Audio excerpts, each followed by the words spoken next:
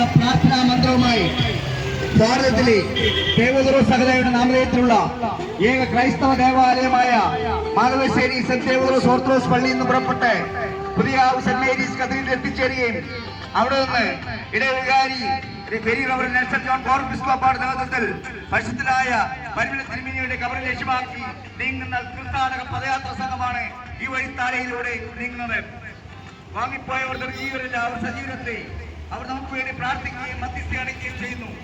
പരിശുദ്ധനായ പരിമള തിരുമേനി ഞങ്ങൾക്ക് വേണ്ടി പ്രാർത്ഥിക്കണമെന്നുള്ള പ്രാർത്ഥനാ മന്ത്രവുമായി ഭാരതത്തിലെ നാമത്തിലുള്ള ഏക ക്രൈസ്തവ ദേവാലയമായ പള്ളിയിൽ നിന്നും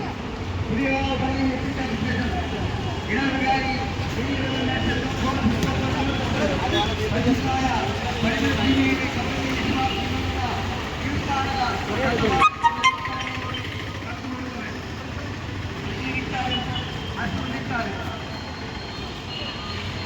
മാസികയായ